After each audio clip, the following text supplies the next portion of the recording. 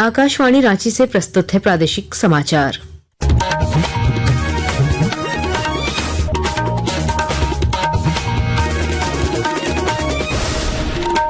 नमस्कार, प्रादेशिक समाचारों के साथ मैं कामिनी।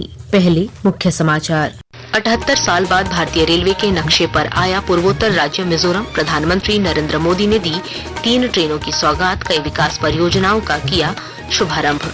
धनबाद में बीसीसीएल वॉशरी का 100 फीट ऊंचा साइलो प्लांट जोरदार आवाज के साथ हुआ धराशायी। राहत और बचाव कार्य जारी। झारखंड हाई कोर्ट के रिटायर्ड जस्टिस की मौजूदगी में रिम्स शासी परिषद की 60वीं बैठक जारी। कई महत्वपूर्ण निर्णय लिए जाने की संभावना। रांची में चौकीदार पद पर बहाली प्रक्रिया अंतिम चरण में। 16 सितंबर को 251 चयनित अभ्यर्थियों को सौंपे जाएंगे नियुक्ति पत्र। और कोयला एवं खान मंत्री जी किशन रेड्डी ने Jharkhand state sports promotion society का किया दौरा। पदक विजेता खिलाड़ियों को किया सम्मानित। प्रधानमंत्री नरेंद्र मोदी ने आज मिजोरम को 9,000 करोड़ रुपए से अधिक की विकास परियोजनाओं की सौगात दी। श्री मोदी ने बायरबी सायरंग नई रेल लाइन का उद्घाटन किया और 3 नई रेल गाड़ियों की सौगात दी। इसके साथ ही मिजोरम की राजधानी आइजोल भारत के रेल मानचित्र पर आ गई है। एक रिपोर्ट।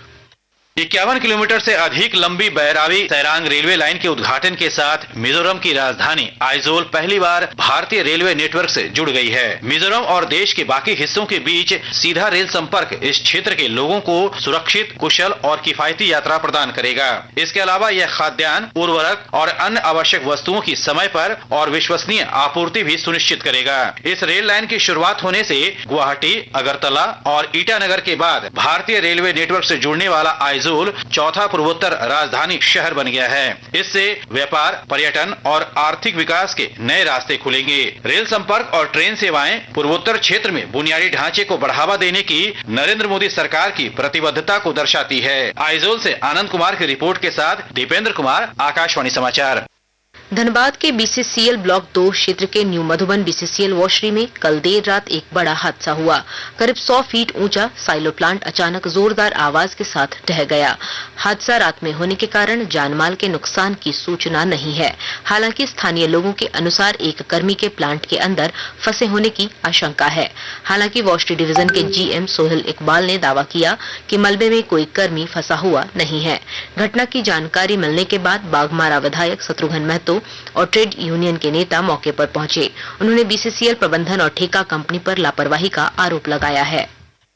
चिनारा कंपनी के एक आदमी ऊपर कार्य कर रहा था। इसी बीच पहला जो टावर है वो अचानक गिर जाता है और ऊपर में जो आदमी कार्य कर रहा था वो ऊपर फंस गए हैं। तो लगातार सभी लोग और रेस्क्यू टीम में लगी हुई है कि उस आदमी जो फंसे हुए उसको कैसे निकाला जाए। रात में ही इसकी व्यवस्था कर दी गई है और रेस्क्यू टीम में लगी हुई है। और सबसे बड़ी बात है, कहीं न कहीं चूक है इसमें। जो भी संवेदक काम किया है वो लापरवाही है, घटिया किस्म का वो इसमें क्वालिटी दिया हुआ है, वो देखने से पता चल रहा है। निश्चित रूप से संवेदक कार्रवाई होना चाहिए।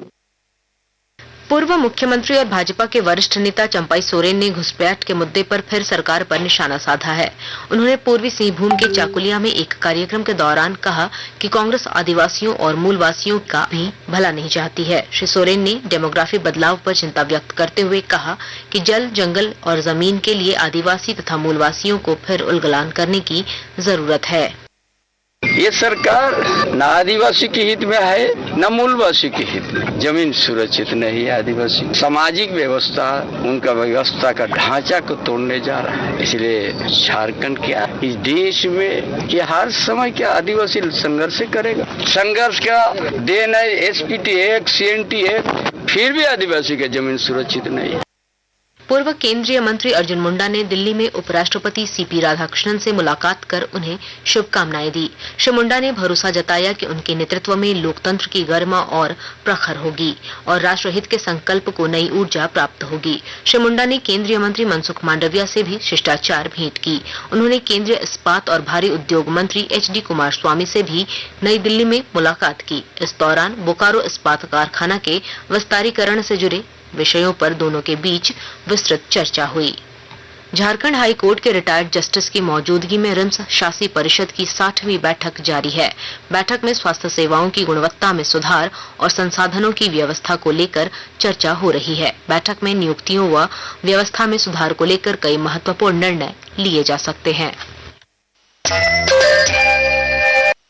आकाशवाणी के ताजा तरीन समाचारों के लिए आप हमारी वेबसाइट newsonair.gov.in पर लॉग ऑन कर सकते हैं। ताजा समाचार X handle @AIR news alerts और Facebook page All India Radio News पर भी उपलब्ध है। आप प्रादेशिक समाचार एकांश के X handle @AIR news _Ranchi और Facebook page Akashvani news Ranchi, Instagram page तथा YouTube channel AIR news Ranchi पर भी हमारे बुलेटिन सुन सकते हैं। प्रादेशिक समाचार आप आकाशवाणी रांची से सुन रहे हैं। खास महाल भूमि घोटाला के आरोपी निलंबित IAS अधिकारी विनय चौबे की जमानत याचिका पर हजारीबाग ACB कोर्ट 16 सितंबर को अपना फैसला सुनाएगा। विनय चौबे की जमानत याचिका पर सुनवाई पूरी हो चुकी है और कोर्ट ने अपना फैसला सुरक्षित रखा है। रांची जिले में चौकीदार पद पर बहाली की प्रक्रिया अब अंतिम चरण में पहुंच गई है। लिखित व शारीरिक प्रक्रिया के बाद चुने गए उम्मीदवारों की चिकित्सीय जांच 25 अगस्त से 30 अगस्त तक कराई गई थी। इस जांच में सफल पाए गए अभ्यर्थियों की अंतिम सूची तैयार कर ली गई है। कुल 251 अभ्यर्थी चौकीदार पद पर नियुक्ति के लिए चयनित हुए हैं। अब इन सभी चयनित उम्मीदवारों को 16 सितंबर को नियुक्ति पत्र सौंपे जाएंगे। रामगढ़ जिले में प्रधानमंत्री रोजगार प्रोत्साहन योजना युवाओं के लिए वरदान साबित हो रही है। विस्तृत ब्यौरा दे रहे हैं हमारे संवाददाता।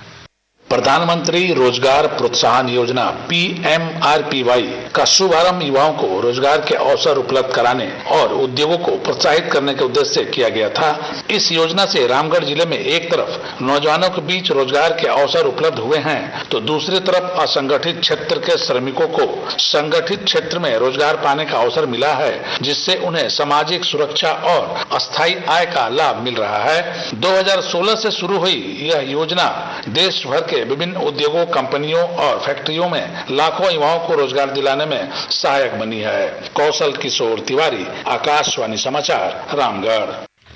वस्तु एवं सेवा कर GST दरों को युक्ति संगत बनाने और मौद्रिक नरमी के लाभों से प्रेरित चालू वित्त वर्ष की दूसरी छमाही में घरेलू शेयर बाजार में जबरदस्त वृद्धि देखी गई। सप्ताह के अंत में सेंसेक्स लगभग 1.32% और निफ्टी 1.21% की बढ़त के साथ बंद हुआ। सर्राफा बाजार में आज रांची में 22 कैरेट सोने का भाव 1,02,400 रुपए प्रति 10 ग्राम है, जबकि चांदी की कीमत 1,34,000 रुपए प्रति किलो है। और अब मौसम का हाल। मौसम विभाग ने राजधानी रांची सहित राज्य के अन्य इलाकों में अगले 3 दिनों तक भारी बारिश की संभावना जताई है। इसे लेकर मौसम विभाग ने येलो अलर्ट जारी किया है। मौसम विभाग के अनुसार 15 सितंबर के बाद मानसून में थोड़ा बदलाव आएगा और बोकारो, गिरिडीह, धनबाद, जामताड़ा, दुमका, देवघर, गोड्डा, पाकुड़ और साहिबगंज सहित कई जिलों में भारी बारिश होगी। कोयला एवं खान मंत्री जी किशन रेड्डी ने कल रांची के खेलगांव स्थित Jharkhand state sports promotion society का दौरा किया। मंत्री रेड्डी ने JSSPS के बच्चों और उनके प्रशिक्षकों से बातचीत की और वहां उपलब्ध सुविधाओं की जानकारी ली। इसके बाद उन्होंने राष्ट्रीय और अंतर्राष्ट्रीय स्तर पर पदक विजेता खिलाड़ियों को सम्मानित कर उनका उत्साहवर्धन किया। उन्होंने हाल ही में स्थापित फिजियोथेरेपी सेंटर का भी अवलोकन कर वहां की सुविधाओं के बारे में विस्तार से जानकारी प्राप्त की।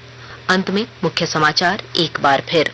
78 साल बाद भारतीय रेलवे के नक्शे पर आया पूर्वोत्तर राज्य मिजोरम। प्रधानमंत्री नरेंद्र मोदी ने दी 3 ट्रेनों की सौगात। कई विकास परियोजनाओं का किया शुभारंभ। धनबाद में BCCL वॉशरी का 100 फीट ऊंचा साइलो प्लांट जोरदार आवाज के साथ हुआ धराशायी। राहत और बचाव कार्य जारी। झारखंड हाई कोर्ट के रिटायर्ड जस्टिस की मौजूदगी में रिम्स शासी परिषद की 60वीं बैठक जारी। कई महत्वपूर्ण निर्णय लिए जाने की संभावना। रांची में चौकीदार पद पर बहाली प्रक्रिया अंतिम चरण में। 16 सितंबर को 251 चयनित अभ्यर्थियों को सौंपे जाएंगे नियुक्ति पत्र। और कोयला एवं खान मंत्री जी किशन रेड्डी ने Jharkhand state sports promotion society का किया दौरा। पदक विजेता खिलाड़ियों को किया सम्मानित। इसके साथ ही प्रादेशिक समाचार का ये बुलेटिन समाप्त हुआ। अगला प्रादेशिक समाचार बुलेटिन दोपहर 2:55 पर प्रसारित किया जाएगा। नमस्कार।